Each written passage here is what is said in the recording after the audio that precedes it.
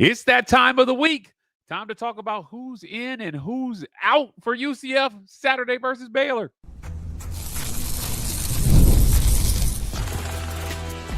You are Locked On UCF, your daily podcast on the UCF Knights, part of the Locked On Podcast Network, your team every day. Welcome on in to Locked On UCF, your daily UCF podcast. I'm your host, Mike G. Thank you so much for making Locked On UCF your first listen of every single day. Turn us on, turn us up, we'll turn it out. I'm here with my good friend, James Duncan, UCF sports commentator extraordinaire, to talk a little UCF football here on a Wednesday night. You guys know the deal. It's availability report time. We're going to talk about who's in and who's out for both these teams and who's questionable. And then in the second half, we're going to talk about one player in particular that's on the questionable list and his impact, the impact that his absence may potentially leave for UCF. Then we're going to give reasons why UCF is going to be Baylor. Before we get the show started, I got something cool today, James.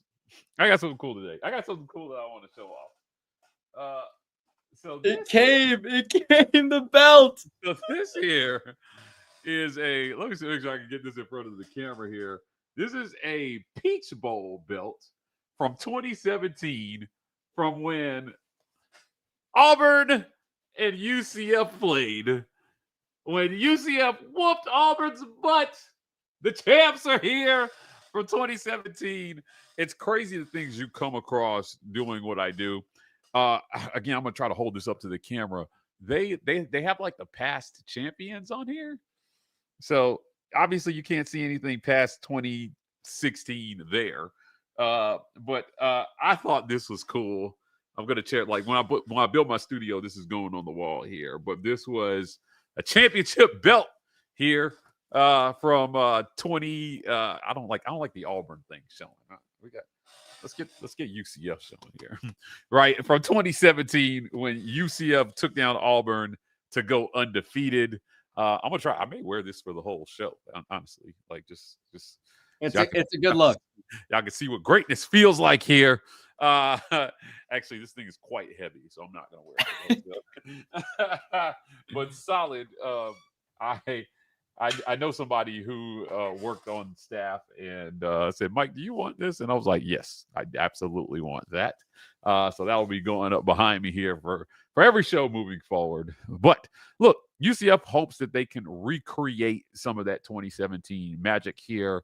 2025 being the foundation for what 2026 will be. It's Wednesday night, so as always, we got to talk about who's in and who's out for UCF. The availability report dropped. We are on top of it. Out for UCF is, no surprise, Cam Fancher. We know this. Taven Jackson is going to be starting. Freshman tight end Caden Peening is out. Stacey Gage, we know, had surgery. We reported on that earlier this week. Jaden Williams, who has been out just all season.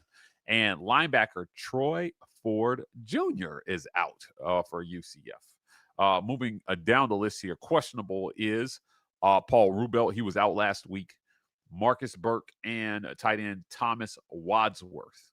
Now for Baylor, out for them, Mason Dossett, wide receiver, and Jalen Jones, outside linebacker. They also have doubtful Carl Williams, the fourth, Kobe Prentice, the wide receiver, and questionable Kendrick Simpkins. So going back to, again, who is questionable for a UCF and who's out. Not a ton of surprises here. Before we started recording, you were maybe a little surprised at Troy Ford Jr. being out. Yeah, he's mainly a special teams guy, but he's been getting some look at linebacker late in some of these games when some of the other guys get gassed. It's definitely interesting. I think a lot of people thought he was going to have a bigger year than he is, but it's only probably because he went out and got a lot of experience. The kid's full of talent, and I think he will.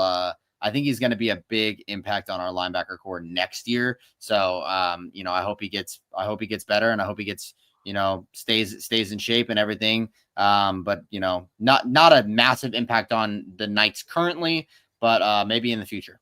Yeah, look, as I mentioned, Cam Fancher, no surprise, Caden Peening has been out for some weeks. Stacey Gage, we know, had surgery. Jaden Williams, again, has been out for weeks and weeks now, so no surprises there. But questionable is Paul Rubelt. Talk to me about Paul Rubelt. He was out last week. Maybe back this week. Sounds like from all reports it's going to be a game time decision on Paul Rubelt there on the offensive line. Yeah, Paul Rubelt's been interesting. I think he came into the year, everyone probably thought he was going to be your star lineman. He actually has been graded pretty low through the games that he's played, which is really underwhelming for UCF fans, especially because of how much a UCF guy and how easy he is to really truthfully root for. It definitely sucks that he's not having the season that people anticipated that he was going to have. He's a really big dude. So he is able to, manhandle some, especially smaller edge defenders. He plays left and right tackle and has switched between the two before, but I think is primarily playing left tackle this year. Last week, we had Owen Spell, I believe, take his place, and he actually graded pretty high in comparison to Paul. He had a really, really good game other than some, very minor mistakes, but you can attribute that to just being young. He actually played really well. So do I think Paul is a phenomenal, UCF, almost mascot and cheerleader and hype man and captain for this team? Absolutely. I think he's essential as a glue guy for this team. I don't think he's been playing as well as he can. I don't mind Owen Spell playing this game against Baylor, but it would be nice to have Paul back as well, to rotate in there if need be. But it doesn't surprise me that Paul's questionable considering he was out last week. Yeah, look, the experience on offensive line, hard to replace there. So you hope if he's able to go that he can go. Again, Thomas Wadsworth, before we move on, talk to me about Thomas Wadsworth being out. Tight end play has been a little up and down at times. We've seen them make some good catches. We've seen them, struggle at times. What do you think about Thomas Wadsworth? Wadsworth is also, kind of a late game guy. He's your tight end 4 behind Kylan and Dylan Wade and Max Drag as well. He's seen a little bit of action, but mostly against North Carolina A&T or a blowout in UNC, and maybe even the blowout against West Virginia. He probably saw a little bit of action, and that's why he is potentially out with an injury or maybe practice. No specification on what his injury is or when he sustained it. But I hope for his recovery. But once again, you don't say this in a mean way, but just a non-impactful injury, most likely for the Knights. Look, the other guy that's questionable is the guy we're going to talk about in our second segment. If he can't go, does it spell doom for the Knights wide receiver room? We'll talk about the potential impact of Marcus Burke, whether he can or can't go, next on Locked On UCF. This episode of Locked On UCF is brought to you by our friends at Mazda. Mazda delivers confidence with every ride with more IIHS Top Safety Plus awards than anyone else as of August of 2025. Mazda crafts cars for those who do more than just simply move. From footwork to breathwork, athletes sweat all the details. Mazda brings the same intention to how they craft every single model. Like UCF players sweat every detail, so does Mazda, because when you make every move count, impossible becomes irrelevant. Mazda, move and be moved.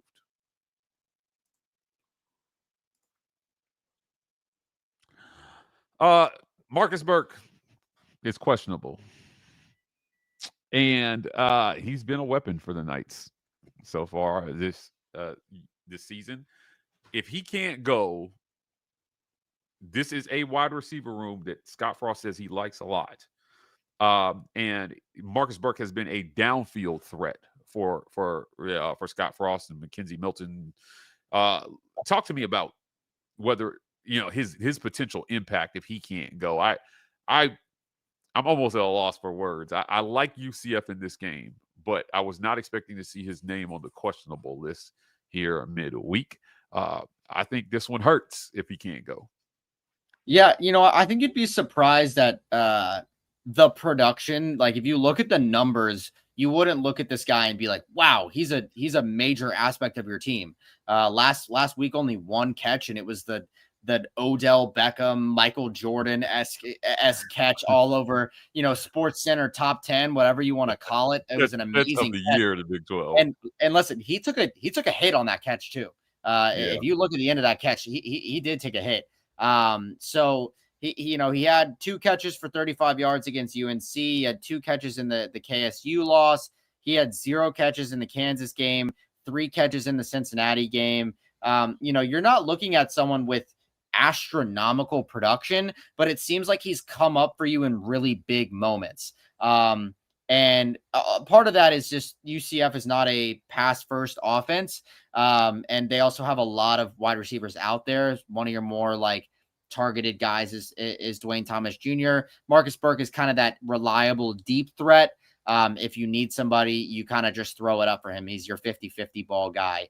And I think he's been underutilized. I think that's why the production isn't there. I think if he had more chances, he would make more catches like the ones he did against West Virginia. But, I don't think this necessarily hurts you as much in terms of production rather than it hurts you in terms of morale and what you can do on the field. Because it's really nice to have somebody that you can say, I'm just going to chuck it down there and I hope he grabs it. And that's what you kind of have in Marcus Burke, and he's been very reliable. You kind of have someone like that in DJ Black, but just not as much reliability or size. I think Marcus Burke is like 6'4". And so DJ Black is also a taller individual, but it's really nice to have somebody that's, 6'4", 200 pounds. DJ Black, I think, is also around that size, maybe a little shorter, maybe 6'3". But, you guys you're going to have somebody step up like that. You're going to have DJ Black step up.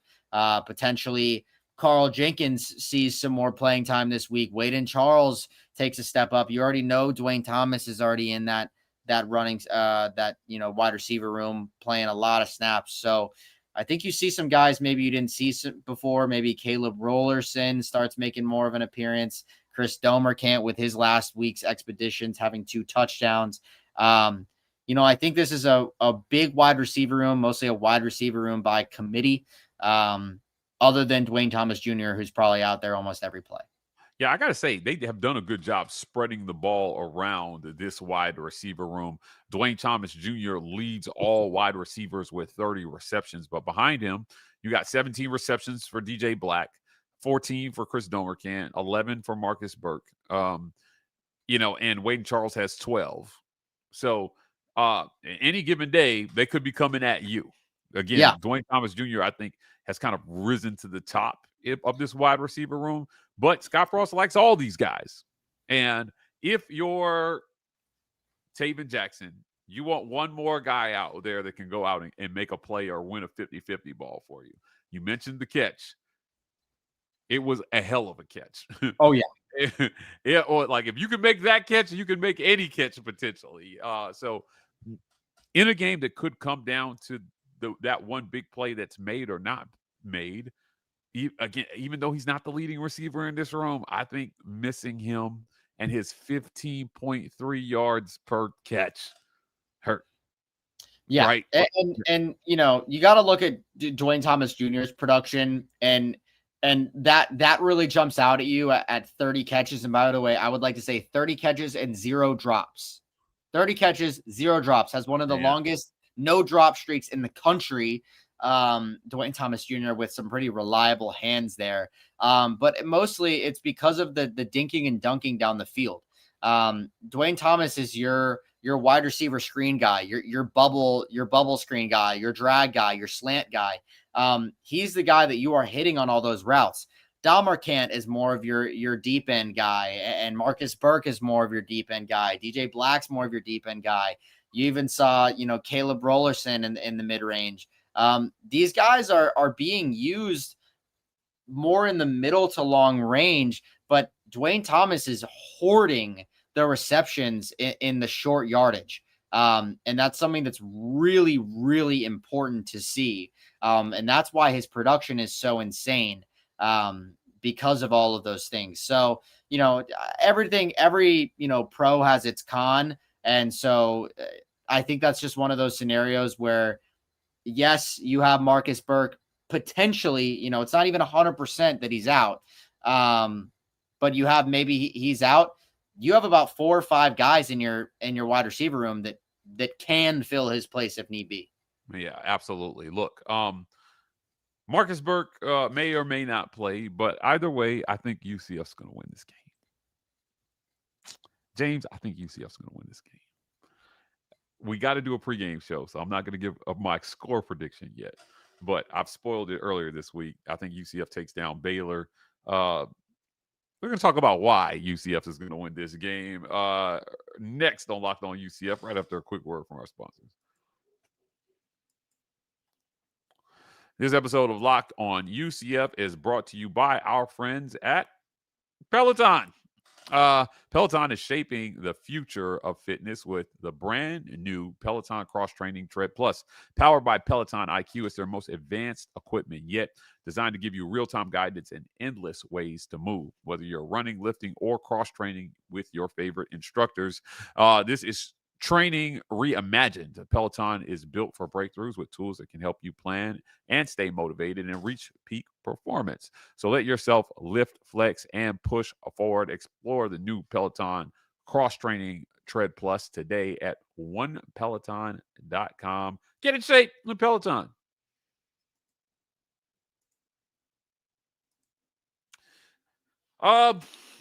We know who's in and who's out and who's questionable. I don't think it matters. I don't think anything on that says that UCF is not still going to win this football game. They are panicking in Waco. And they have completely turned on Dave Aranda. And it looks like he may be done. James, he may, like Baylor, I want to talk about the situation Baylor is in for a second. And why I think that plays into why UCF is probably going to win this football game. When it rains, it pours. They're at home.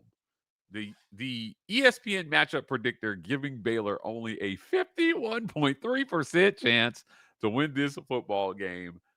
James, you and I have talked week after week about how accurate this thing has been for UCF games so far this season.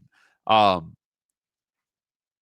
quite honestly, I don't know if this game was in Orlando that UCF might be favored by like 10%. Sawyer Robertson is the real deal. He is a big throw waiting to happen. So I have no doubts that he's probably going to throw for 300 plus yards in this game. But that has not been enough to win games for Baylor at times. So they've got no run game, man. Their run game sucks. And UCF's run game does not suck. And UCF's defense has been pretty good all season, all things considered. Their last opponent is a like opponent for UCF.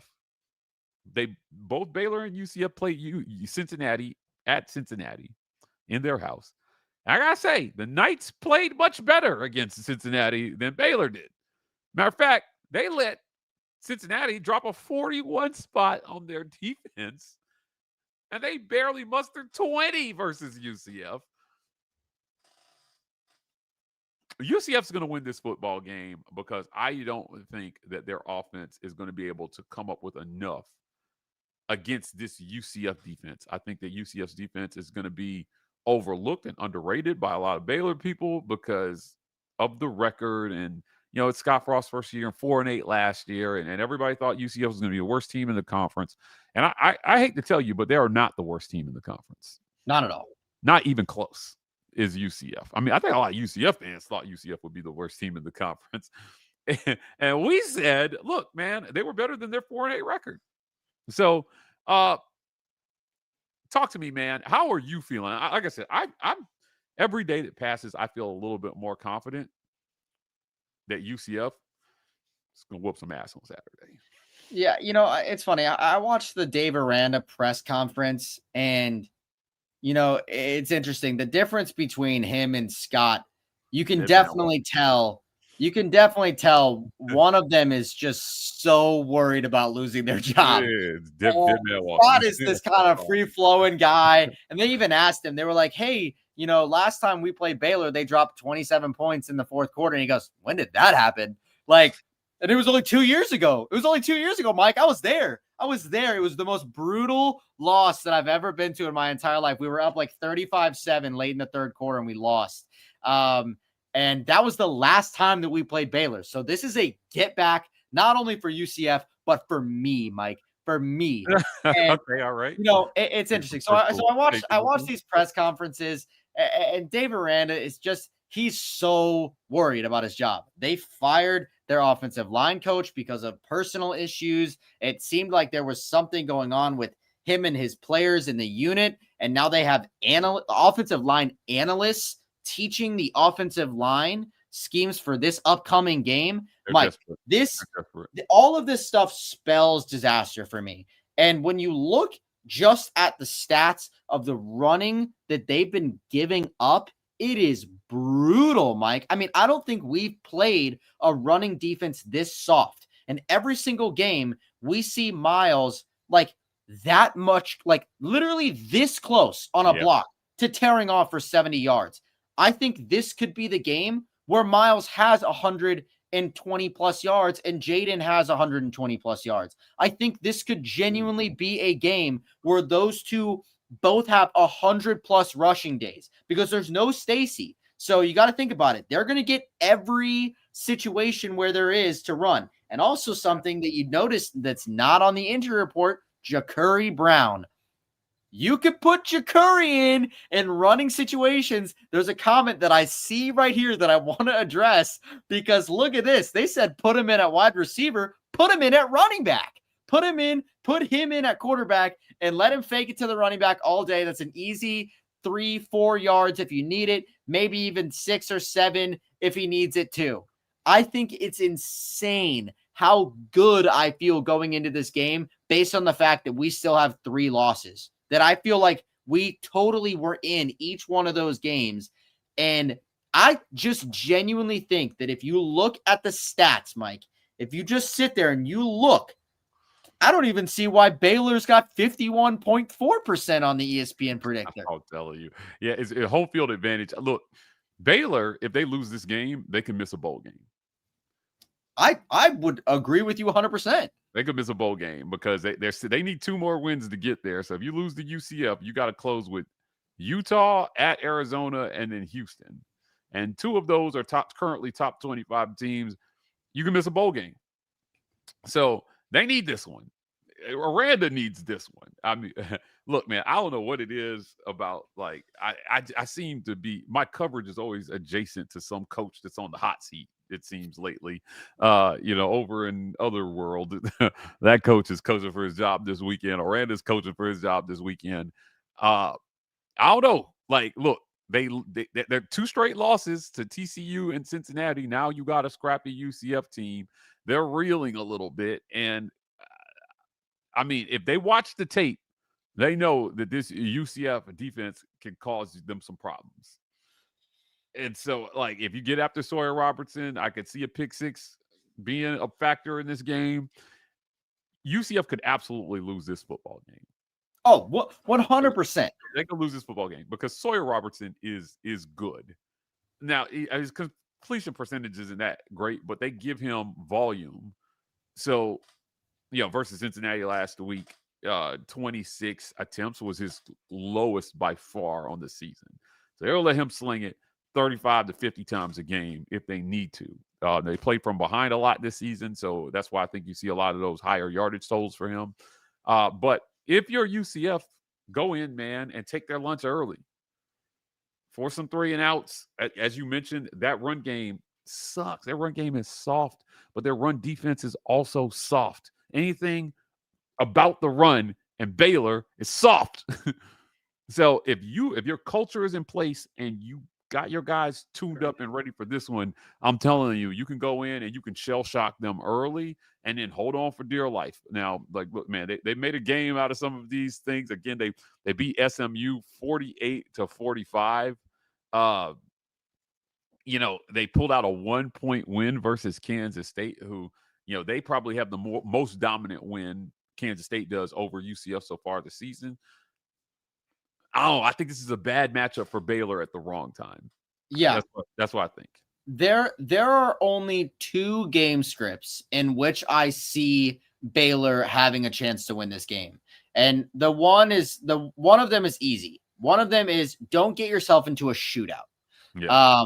A shootout, you will most likely lose with a quarterback that is as accurate as Sawyer Robertson, that has targets as explosive as Michael Trigg. If you are getting yourself into a shootout, I think you lose, or have a higher chance to lose. The only other game script that I can see UCF losing in is that the defense is on the field for very extended periods of time because the offense can't get it going. Yeah.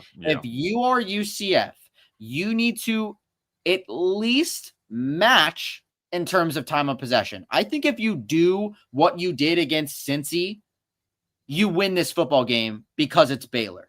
Like, I think that Baylor has a softer defense than Cincy, and you beat Cincy time of possession by a lot. 20 minutes. By 20 minutes. But you didn't win. But I think that changes, because of Taven Jackson will be in the football game.